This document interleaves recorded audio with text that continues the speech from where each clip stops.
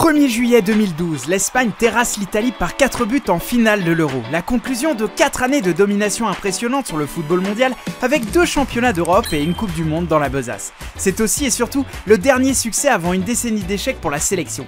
Son jeu de passe redoublé, si efficace, a progressivement basculé dans la stérilité et le prévisible. La Roja redoutée a alors vite été plongée dans le doute jusqu'à être moquée et dressée au rang de caricature. Alors constat véridique ou simple raccourci de l'histoire, le modèle espagnol est-il véritablement mort et enterré?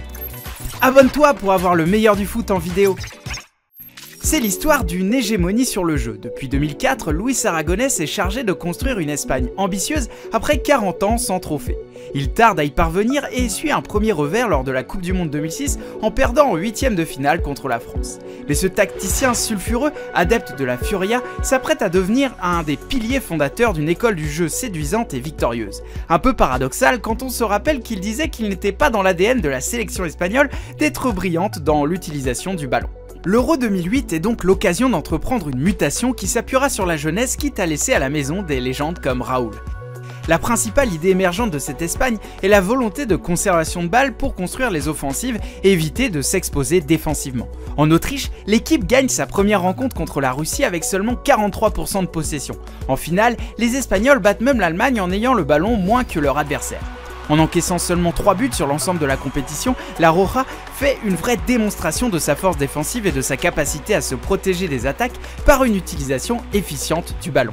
Cette Espagne, qui s'autorise encore à du jeu direct pour débloquer les situations, va parfaire sa maîtrise des attaques placées. Le tiki-taka va ainsi prendre progressivement forme au cours des compétitions suivantes.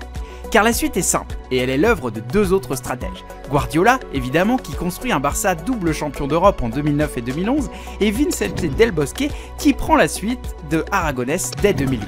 Pour eux, la construction du jeu est essentielle, Del Bosque ne s'en cache pas. Le football devrait se jouer avec 11 milieux de terrain. Et c'est ce qu'il n'hésite pas à faire en se privant d'un numéro 9 de métier et en plaçant Iniesta ailier pour densifier l'entrejeu si cher à ses yeux. Jusqu'en 2012, le football parle espagnol et il est difficile de déterminer qui pourra stopper cette domination. Pour comprendre cette fin de règne inévitable, il faut d'abord mettre en évidence ce qui faisait miracle dans cette recette. En 2008 donc, Pep Guardiola rejoint le banc du FC Barcelone. Il cherche à respecter l'héritage des idées de Johan Cruyff dans le club catalan. Un jeu de position qui lui permettra de remporter 14 trophées et dont le principe est plutôt simple. Opérer en attaque placée et construire des circuits et combinaisons de passes. Par le surnombre, l'équipe cherche à mettre hors de position l'équipe adverse. Pour le technicien catalan, garder le ballon est également un moyen efficace d'éviter d'être mis en danger. Aragonès avait au passage déjà identifié cet intérêt défensif de la possession. Mais chez Guardiola, si le ballon est perdu, il doit être récupéré au plus vite. La notion de football de possession est d'ailleurs à prendre avec des pincettes. Il avoue devant son vestiaire détester le terme tiki-taka, qui est selon lui une invention. Passer le ballon pour passer le ballon n'est aucunement ce que son Barça faisait à ses yeux. Pour lui, la possession reste un outil qui permet de mettre en mouvement le bloc et d'exploiter les failles et les déséquilibres de l'adversaire. Enfin, l'art de la passe est également à ses yeux un moyen d'éviter au maximum les duels et donc de peu s'exposer. Peu importe. Pour être pleinement efficace, le football de position repose avant tout sur les interactions entre les joueurs sur le terrain. Chaque joueur peut ouvrir une brèche et chaque combinaison est un moyen de plus pour dérégler la structure défensive de l'adversaire. La grande force du football espagnol de ces années a donc d'avoir pu se reposer sur des complicités déjà très fortes en club. Même si en 2008, ils sont au maximum 4 joueurs d'un même club à faire le déplacement en Autriche, en 2010 et 2012, ils sont 7 membres du Barça de Guardiola, dont la triplette du milieu de terrain Xavi, Iniesta, Busquets. Il est aussi très intéressant de relever qu'en 2010 et 2013, le Real Madrid est entraîné par José Mourinho, dont la doctrine est l'antithèse de celle de Guardiola. Celui qui a le ballon a peur, celui qui ne l'a pas est donc forcément plus fort. Le 11 en sélection espagnole est alors l'association radicale de 2 idées de jeu qui vont avancer dans un même sens. Malheureusement, profiter du bon travail des clubs pour faire briller la sélection s'avérera plus compliqué après 2012. Les grandes écuries espagnoles qui continuent de briller sur la scène européenne le doivent à un plus grand nombre de joueurs étrangers dans leur 11 titulaire. En 2016, le Real remporte la coupe aux grandes oreilles avec seulement 2 Espagnols dans son 11 titulaire. Le Barça perd dans le même temps de sa superbe et ne gagne plus de Coupe d'Europe après 2015. L'effectif se restructure et peine à avancer sur le renouveau d'un projet de jeu. Les joueurs de la Masia ont, à quelques exceptions près, des difficultés à se faire une place comme titulaire. Il faudra alors plusieurs années au Blaugrana pour se reconstruire un effectif rajeuni et ambitieux. La Roja entame donc pendant cette période une phase de transition et doit se mettre en quête d'un nouveau guide. Le départ de Del Bosque en 2016 et l'arrivée de Julen Lopetegui sont l'aveu que l'heure est au changement. Sans changer l'identité de l'équipe espagnole basée sur le contrôle du ballon, il entend insuffler plus de verticalité.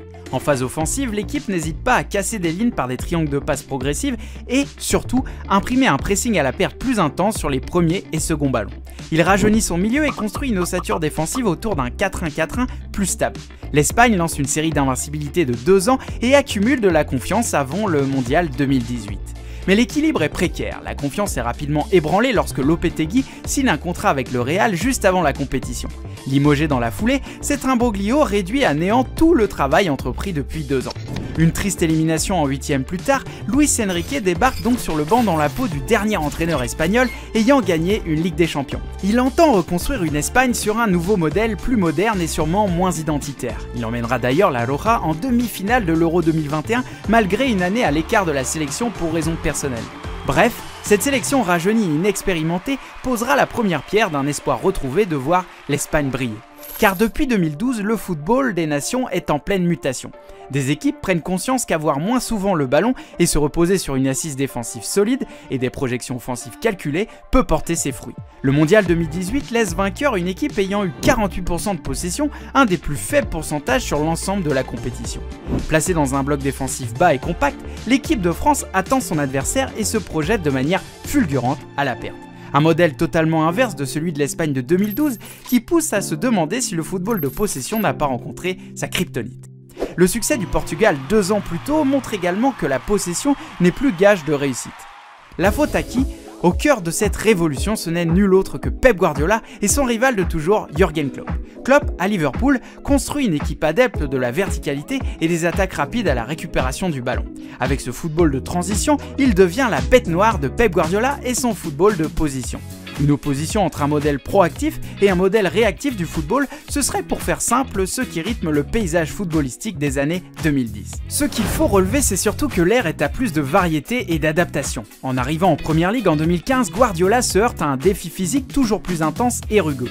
Il opère une révolution en acceptant un jeu parfois plus direct, notamment par les relances longues de son gardien. À la perte, les équipes vont opérer une agression constante sur le porteur pour récupérer en un temps rapide le ballon. Face à ces équipes agressives à la perte de balle, le tiki-taka doit accepter le défi physique de l'adversaire et se voit interdire tout déchet technique. Il est d'ailleurs déroutant de voir que Liverpool et Manchester City sont des équipes capables de jouer de manière proactive et réactive au sein d'un même match. L'adaptation est inévitablement la clé. Il est alors difficile d'imaginer que le régulier et dogmatique tiki-taka peut se contenter d'une maîtrise de l'art de la passe pour répondre aux différents défis tactiques de l'ère du football de contre-pressing. Il faudra aussi se rappeler que le football de possession n'est pas une fin en soi, mais reste avant tout une arme de jeu que chacun peut choisir d'exploiter à son aise, et à ce jeu-là, les Espagnols sont sûrement encore capables de jouer juste. Alors, plutôt adepte du football de position ou du football de transition? Merci d'avoir regardé cette vidéo. N'hésite pas à répondre en commentaire, aimer et partager. A très vite pour une nouvelle vidéo. Ciao!